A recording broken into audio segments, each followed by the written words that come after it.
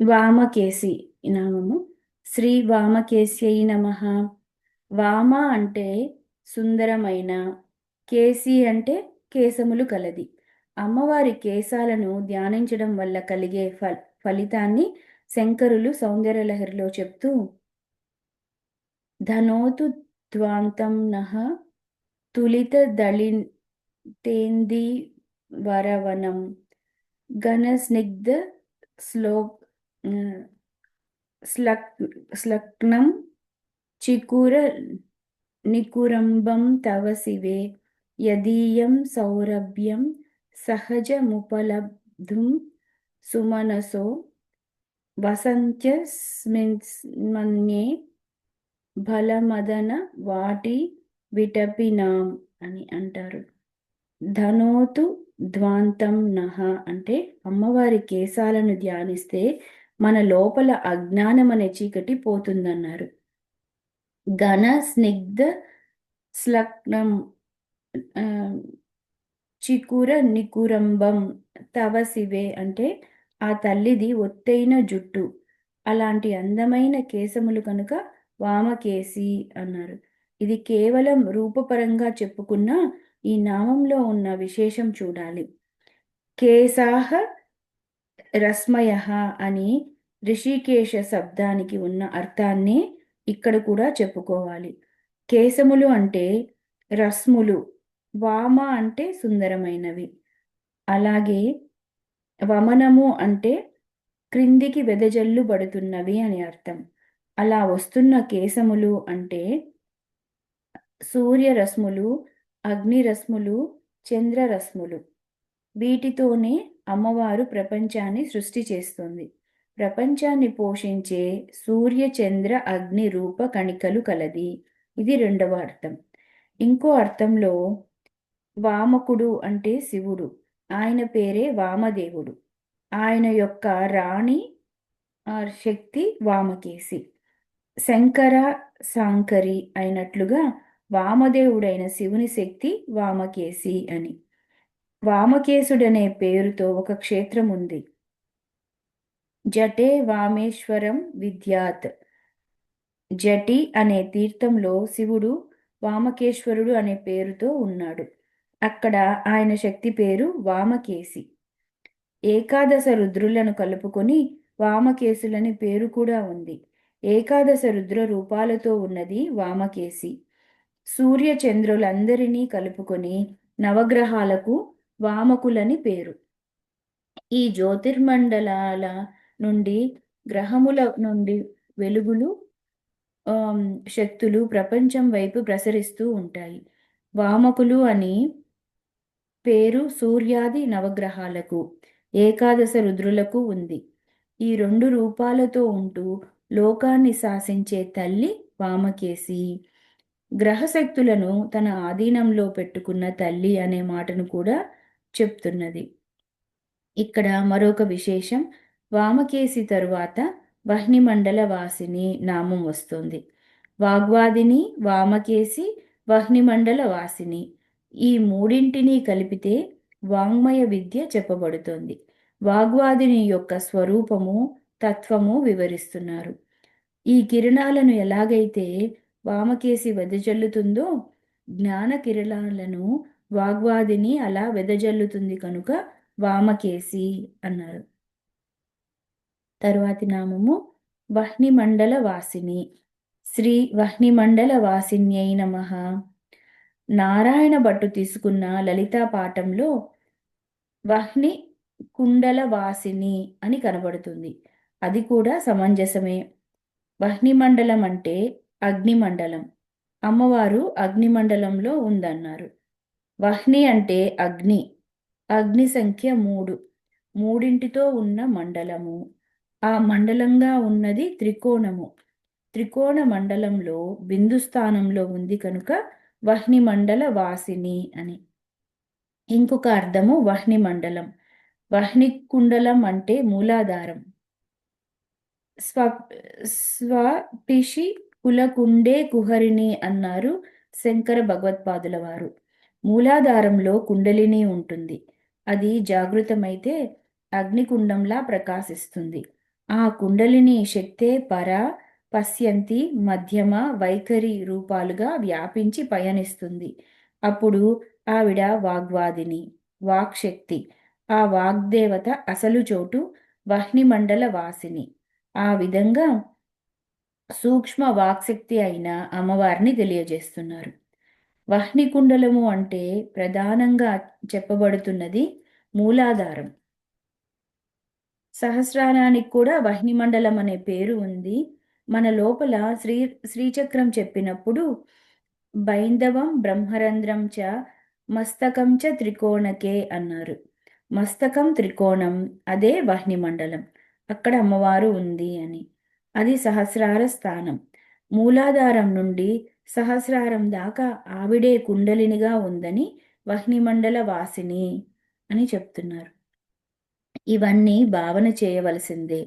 అగ్నిదేవునికి వాక్కుకి ఉన్న అనుబంధం వేద విజ్ఞానం తెలిసిన వారందరికీ తెలుసు. వాక్కుకి అధిదేవత అగ్నిభట్టారకుడు. అగ్నిర్ అగ్నిర్స్మే వాచి శ్రితః. అగ్నినా వాక్కునందు అగ్ని నా వాక్కునందు ఉన్నాడు అని అర్థం. అగ్నిర్వా అగ్నిర్వాగ్భూత్వా ముఖం ప్రావిశత్ అని వేదవాక్యం. అగ్నిదేవుడు వాక్కై ముఖంలోకి వచ్చాడు. అందుకే ముఖమపి దహనో అని విష్ణు సహస్రంలో కూడా చెప్పబడింది. వాక్కు అగ్ని నుండే వచ్చింది. వాక్కుకి అగ్ని అధిదేవత కాబట్టి వాగ్వాదిని నామం వరుసలో వహ్నిమండల వాసిని ఉండటం విశేషం. అగ్నిమండలంగా మనకి కనపడేది సూర్యభగవానుడు. ఆ వహ్నిమండలమైన సూర్యమండలంలో ప్రకాశించే గాయత్రి రూపమే వాగ్దేవి. సూర్యమండలంలో వాగ్దేవిగా అమ్మవారిని ఎవరైతే ఉపాసిస్తారో వారికి విద్యలలో గొప్ప ప్రతిభ ప్రసాదిస్తుంది. తర్వాతి నామము భక్తిమత్కల్పలతిక. శ్రీ భక్తిమత్కల్పలతికాయై నమః. కల్పవృక్షం వల్లే కల్పలత కూడా ఉంది. వీటి లక్షణం భక్తులు ఏం కోరుకుంటే అవి ప్రసాదిస్తాయి. కల్పించినవన్నీ నెరవేర్చుతుంది కల్పలత. అమ్మవారు కూడా అటువంటిదే. ఎవరు భక్తులో వారి పాలిట కల్పలత అమ్మవారు. నేను ఒక తీగ పట్టుకున్నాను అన్నాడు మూక కవి. ఆ తీగ ఎక్కడుందయ్యా అంటే కంపాతట సమ్మీ సిద్ధ భైషజ్యం అన్నారు. సీమ్ని సిద్ధ భైషజ్యం అన్నారు. మంచి ఔషధుల తీగలు అడవులలోకి వెళ్ళి తీసుకువస్తారు. అలాగా మేము కంపా నది తీరానికి వెళ్తే ఒక తీగ దొరికింది. ఆ తీగ ఎలా ఉందంటే మెరుపు తీగలాగా మెరిసిపోతుంది అన్నాడు. సంపాలత సవర్ణం అంటే కంపాత కంపాతట సీమ్ని సిద్ధ భైషజ్యం లింపామి మనసి కించన. ఆ మందు తెచ్చి నూరి పూసుకుంటారు. అలా అమ్మ అనే తీగని నా హృదయానికి పూసుకుంటున్నాను అన్నాడు. అమ్మ తత్వాన్ని హృదయంలో తాదాత్మ్యం చెందించుకుంటున్నాను అని. ఆ కల్పలత ఓషధీలత కూడా. భక్తి మత్కల్పలతిక అంటే భక్తులైన వారికి ఆవిడ కల్పలత. ఏ భక్తుడు ఏ స్థాయిలో ఉన్నాడో ఆ స్థాయికి తగ్గ సంకల్పాలు నెరవేర్చుతూనే ఇంకా పై స్థాయికి తీసుకువెళ్ళి ముక్తి ఇవ్వగలిగిన తల్లి అని. ఈ విశేషాన్ని చాలా చమత్కారంగా శంకరులు ఒక్క మాటలో చెప్పారు. దేవకాంతలు అమ్మవారి దగ్గరికి వెళ్ళి అమ్మ పాదాల దగ్గర వారి చేతులు ముకుళించారు. ఆ పాదాలు నవ్వుతున్నాయా అన్నట్లు గోళ్ళు తలతలలాడుతున్నాయి. తెల్లగా ఉన్నాయి కాలి వేళ్ల గోళ్ళు. నవ్వితే ముఖంలో తెల్లని పలువరస ఎలా కనబడుతుందో అలా అమ్మ గోళ్ల కాంతులు అలా నవ్వుతున్నాయి అన్నారు. ఎందుకంటే ఎవరి చేతులు వచ్చి ముడుచుకున్నాయి అమ్మవారి పాదాల దగ్గర వారు దేవకాంతలు. సామాన్యమైన చేతులు కావు అవి. స్వర్గలోకంలో కల్పవృక్షపు కుసుమాలు కోసే చేతులు. జీవులందరికీ ఏ కోరిక పడితే ఆ కోరిక తీర్చేవి ఆహ్, కల్పవృక్షాలు. ఆ కల్పవృక్షాలు దేవకాంతలకి అందుబాటులో ఉన్నాయి. వాటిని కాదని ఆ చేతులు అమ్మ దగ్గరికి వచ్చి దండం పెడుతున్నాయి. వెన్నెల తగిలితే పద్మాలు ముడుచుకున్నట్లుగా అమ్మ పాదాలు గోళ్ళ కాంతి అనే వెన్నెల తగలగానే ఈ చేతులనే పద్మాలు ముడుచుకుపోయాయి అన్నారు. అంటే నమస్కరిస్తున్నాయి అని. ఎందుకు ముడుచుకుపోయాయంటే కల్పవృక్ష కుసుమాల కంటే అమ్మ పాదాలు గొప్పవి అని చూపిస్తున్నారు. కల్పవృక్షాలు ఇవ్వలేనివి కూడా అమ్మ పాదాలు ఇస్తాయి. ఎంతో పుణ్యం చేసుకుంటే స్వర్గలోకానికి వెళ్తే అక్కడ కల్పవృక్షాలు కోరికలు తీరుస్తారు. కానీ అమ్మ అనే కల్పలతిక స్వర్గం దాకా వెళ్ళనక్కరలేకుండానే ఈ భూమి యందు మనం ఆశ్రయించిన కావలసినవన్నీ ఇస్తుంది. పైగా అక్కడి దాకా వెళ్ళినా ఆ కల్పవృక్షం మోక్షం ఇవ్వలేదు. ఆ కల్పలత మోక్షం కూడా ఇవ్వదు. మోక్షదాయిని కనుకనే తరువాతి నామము పశుపాస విమోచని అని.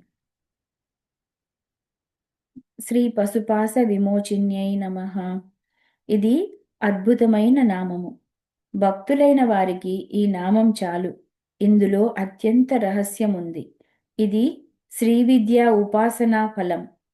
తాను ఉపాసించే దైవమే తన లోపలి చైతన్యం అని తెలియకుండా ఆరాధించేవాడు పశువు అని వేదాంతం ఇచ్చిన నిర్వచనం. యో అన్యాం దేవతాముపాస్తే అన్యో అసవ్యో అస్ అ- అసవ్ అసవ్యో అసవ్ అసవన్యో హమిస్మీతి నస వేద యథా పశుః. బృహదారణ్యకంలోని మంత్రమిది. తాను ఆరాధిస్తున్న దైవం వేరు, తాను వేరు అని అనుకున్నంత కాలము పశుత్వమే. మరి ఏం చేస్తాం? ఇది ఎలా పోతుంది? అమ్మ వేరు, నేను వేరు అని కదా మనం ఆరాధన చేస్తున్నాం. అంటే మొట్టమొదట ఆరాధన అలాగే జరుగుతుంది. అలా ఆరాధన చేస్తూ ఉంటే ఆ పరమేశ్వరియే దానిని పోగొడుతుంది.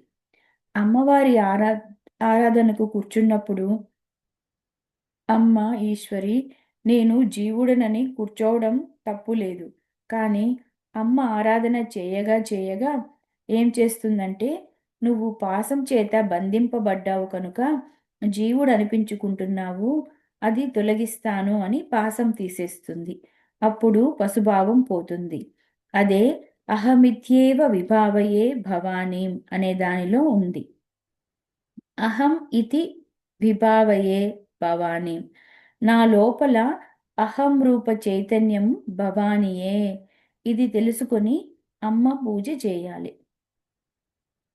నారుద్రో రుద్రమర్చయేత్. అంటే రుద్రుడు కానివాడు రుద్రుని పూజించరాదు. నువ్వు మంత్రస్వరూపం కాకపోతే నువ్వు మంత్రాన్ని జపం చెయ్యకు అని చెప్పారు.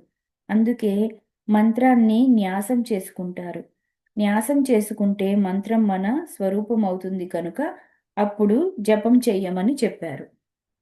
అలాగే మహాన్యాసం. రుద్రుని న్యాసం ద్వారా మన శరీరంలో నింపుకున్నాక అప్పుడు రుద్రార్చన చేయాలి. పశుత్వం అనగా అజ్ఞానం. పశుపాస పతిరేజ్ఞానం జ్ఞాన మిథ్య భిధీయతే అని శివపురాణంలోని వాక్యం. పశువు పాసం పతి ఈ మూడింటి గురించి తెలుసుకోవటమే జ్ఞానము. దేశము కాలము ఈ పరిమితులకు లోబడిన వారందరూ పశువులు. నేను అనుకుంటున్న మన దేహం దేశ కాల పరిమితులకి లోబడి ఉంది. అవిద్య పాసం కట్టి నడిపిస్తున్నది. పశుత్వం అంటే అస్వతంత్రత. అభేద జ్ఞాన రూప విద్య. జీవేశ్వరులకు అభేద జ్ఞానం అంటే లేనివారు పశువులు అని. ఆ అవిద్య పాశము. ఆ పశువులకు అజ్ఞాన పాసాన్ని తొలగించునది, అంటే అవిద్యా పాసాన్ని తొలగించే తల్లి. అజ్ఞాన వికారాలైన తత్వాలు పాసాలు, వాటి నుండి విమోచనం కలిగించే ఈశ్వరి. దేశము కాలము జీవులు ఎవరి ఆధీనంలో ఉన్నారో ఆ శక్తి పరమేశ్వరి తప్పకుండా ఆశ్రయించిన వారికి విమోచనం కలిగిస్తుంది కనుక పశుపాస విమోచని. ఈశ్వరునికి జీవునికి భేదము పాశము ఒక్కటే, అది తీసేస్తే రెండూ ఒక్కటే. పరిమితి చేసేది పాశము, మనకి మనం ఉపాధిని పరిమితం చేసుకున్నాం, అదే పాశము. ఆ పాశం తీసే అనుగ్రహ శక్తి పశుపాస విమోచని అని. తరువాతి నామాలు సంహృతశేష పాషండ సదాచార ప్రవర్తిక.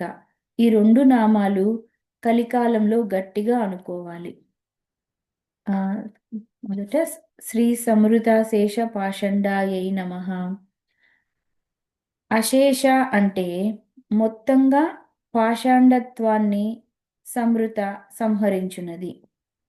పాషాండత్వం పోవాలి. పాషాండత్వం అంటే పా శబ్దేనతు వేదార్థః పాఖండః తస్య ఖండకాః అని నిరుక్తంలో నిర్వచనం చెప్పారు. పా అంటే వేదార్థం, పాలించునది రక్షించునది కనుక వేదం యొక్క అర్థాన్ని పా అన్నారు. దానిని ఖండించువారు అంటే వేద ధర్మాన్ని నిందించువాడు, వేద ధర్మానికి విరుద్ధంగా ప్రవర్తించేవాడు పాఖండుడు, వారే పాషండులు. పాషండ ప్రాచుర్యము కలియుగంలో ఎక్కువ. అది అధర్మమని తెలిస్తే కొంత సంతోషము, కానీ ధర్మంలా కనబడే అధర్మం చాలా ప్రమాదం. అటువంటి పాషండత్వాన్ని సంపూర్ణంగా సంహరించునది, పాషండులను లేకుండా చేయునది అమ్మ. తర్వాతి నామము సదాచార ప్రవర్తిక. శ్రీ సదాచార ప్రవర్తికాయై నమః.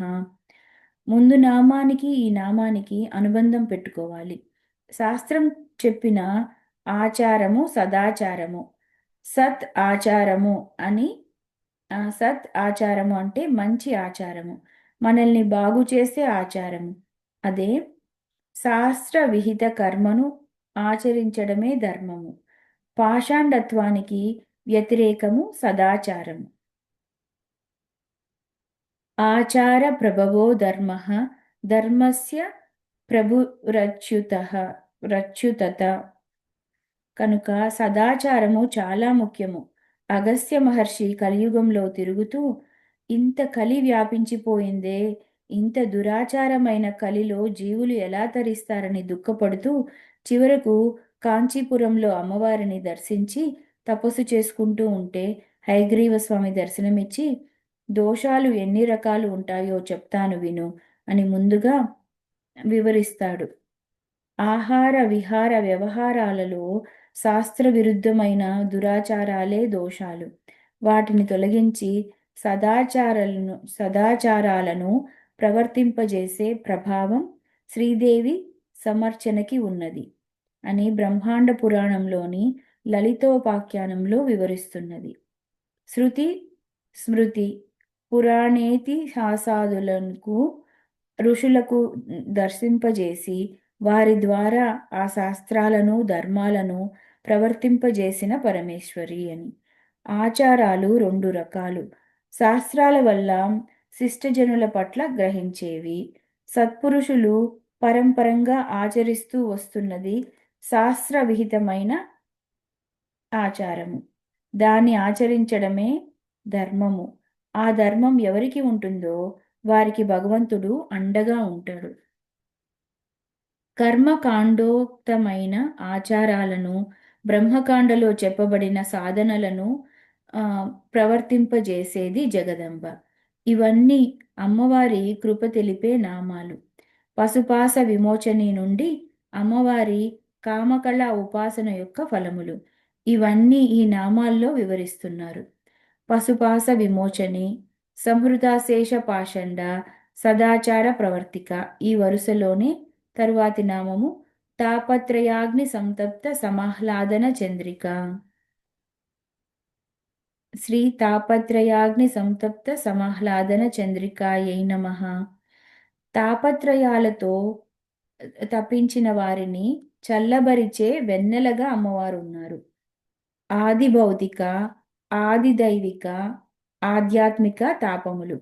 మొత్తానికి ఉన్నవే ఈ మూడు తాపాలు. ఈ మూడు తాపాలు పోతేనే శాంతి. ఓం శాంతి శాంతి శాంతి అని 3 సార్లు అంటారు కదా. ఈ తాపాలు తొలగిన స్థితి శాంతం. ఈ తాపాలతో తపించే వారికి శాంతినిచ్చే తల్లి. ఆ శాంతియే అజరః అమృతః అని శృతి. ఆ అమృత కలయే చంద్రిక. చంద్రిక అంటే శాంతి. అమ్మవారు చంద్రకళ. చంద్రకళ అంటే సహస్రకరం సహస్రార కమలంలో ఉన్న సుధామయ బిందువు. అదే ధ్రువాకళ, సదాకళ. దీన్ని చంద్రమండల మధ్యగా నామం దగ్గర వివరంగా చెప్పుకున్నాం. చంద్రిక అంటే ఆ చంద్ర స్వరూపము యొక్క అనుగ్రహము, అమృత భావము. ఆ చంద్రిక మనకు అందాలంటే తాపత్రయాలలో ఇక్కడ మరొక అర్థం మనము సంతృప్తులమవ్వాలి. అప్పుడు ఆ అగ్నిని దాటి ఆ వెన్నెల వస్తుంది. మూలాధారం దగ్గర కుండలిని జాగృతి చెందినప్పుడు అగ్నిగా ఉత్థానం అవుతుంది. అదే అగ్ని. మూలాధారము అగ్నిమండలము, సహస్రారం చంద్రమండలము, ఈ మధ్యలో సూర్యమండలము. ఈ అగ్నిమండలం నుండి సూర్యమండలం ద్వారా చంద్రమండలంలోకి వెళ్ళగలిగితే మోక్షం లభించినట్లే. అదే ప్రక్రియ. ముందు అగ్నిమండలం నుండి వెళ్ళాలి. తపించితే గాని ఏదీ దొరకదు. తపించడాన్నే తపస్సు అంటారు. మూలాధారం నుండి కదిలి వెళ్ళి బ్రహ్మగ్రంథి, విష్ణుగ్రంథి, రుద్రగ్రంథి మూడింటి నుండి కుండలిని వెళ్ళేటప్పుడు అదే తాపత్రయాగ్ని.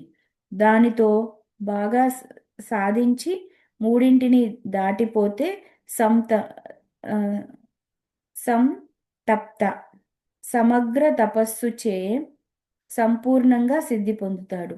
అలా సిద్ధి పొందిన జీవునికి సహస్రారంలో చంద్రిక వెన్నెలలా చల్లని కాంతినిచ్చి ఆనందాన్ని ఇస్తుంది.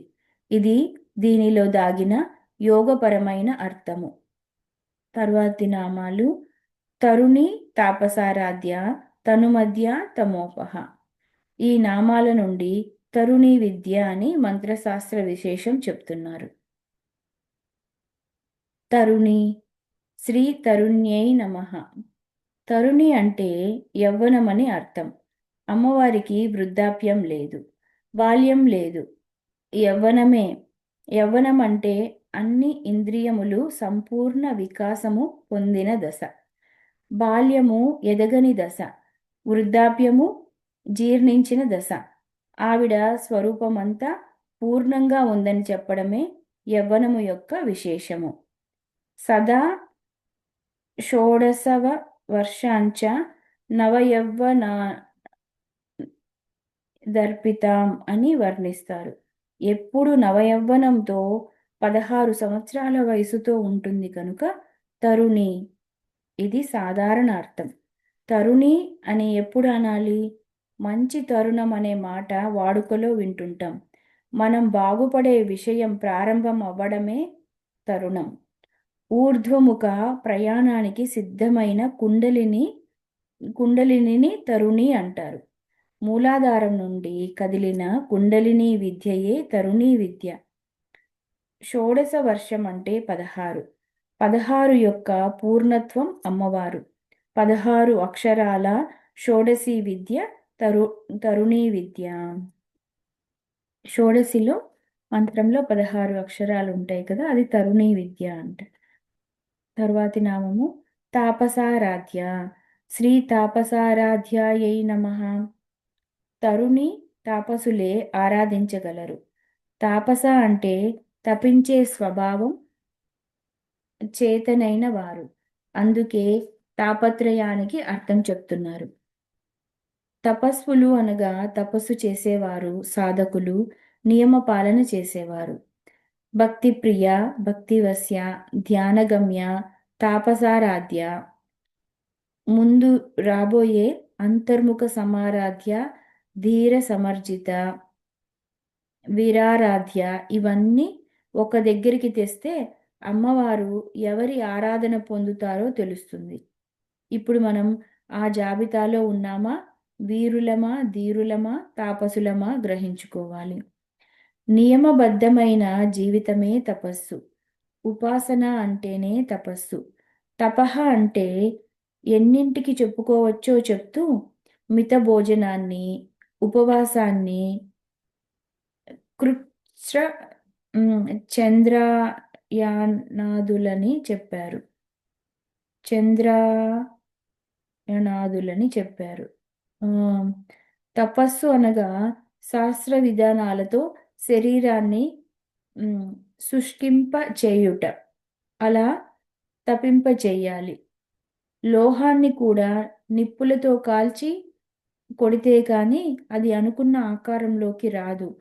అలాగే జీవుడు కూడా కొన్ని జన్మల నుండి మొద్దుబారిపోయి ఉన్నాడు.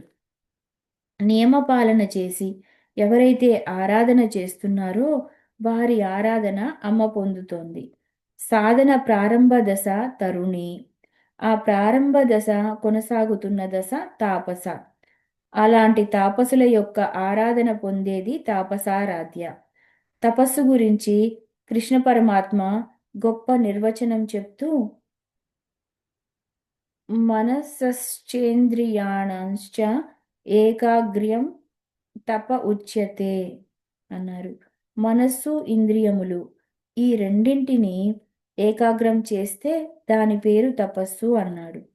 దీనినే త్రిశతిలో చెప్తూ ఏకభక్తి మదర్చిత అన్నారు. కృష్ణ పరమాత్మ గీతలో ఏకభక్తిర్విశిష్యతే అని చెప్పాడు. గొప్ప భక్తి ఏంటంటే ఏకభక్తే. అది ఇంద్రియములు, మనస్సు ఏకాగ్రపరిచిన భక్తి. తపస్సు అనే దానికి ఎన్నెన్ని అర్థాలు ఉన్నాయో తెలుసుకుంటే అవన్నీ ఇక్కడ అన్వయించుకోవచ్చు. యక్షుడు ధర్మరాజుని తపస్సు అంటే ఏమిటి అని అడుగుతాడు. తపస్వ ధర్మవర్తిత్వం అని సమాధానం ఇచ్చాడు. స్వధర్మ పాలనే తపస్సు. అది చేయడమే మహా కష్టం. అది చేస్తే అదే తపస్సు. స్వధర్మ పాలన, ఏకాగ్రత, నియమ పాలన, ఇలా అన్ని తపస్సులతోనూ అమ్మవారిని ఆరాధించాలి. అందుకే తాపసారాధ్య. తరువాతి నామము తనుమధ్య. శ్రీ తనుమధ్యాయై నమః. తరుణి అంటే కుండలిని పూర్ణ యవ్వనంలో ఉన్నదని అర్థంలో చెప్పుకున్నాం. తరుణి అంటే అమ్మవారి దివ్య మంగళ విగ్రహాన్ని ధ్యానించవచ్చు. ఆ స్వరూపం ఎంత అందంగా ఉందో వివరిస్తూ తను మధ్య అన్నారు. తను అంటే సూక్ష్మము అని అర్థము. అదే తనీయసి, సూక్ష్మము. నడుమ ప్రాంతంగా సన్నగా ఉన్న నడుము ప్రాంతం సన్నగా ఉంటే తను మధ్య అనాలి. అమ్మవారు సన్నని నడుముతో ఉన్నారు కనుక తను మధ్య. ఇది రూపపరమైన అర్థము.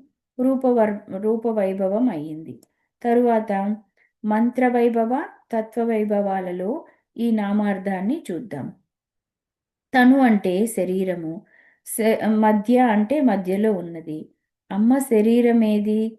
శ్రీచక్రం శివయోర్వపుః అంటే శివశక్తుల శరీరం శ్రీచక్రం.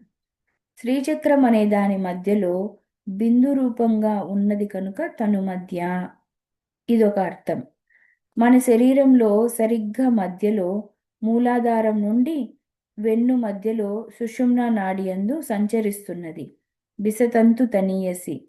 అదే తను, తనీయసి, తను మధ్య. సుషుమ్న నుండి కుండలినిగా బయలుదేరిన అమ్మవారు సుకుమారంగా ఉంది.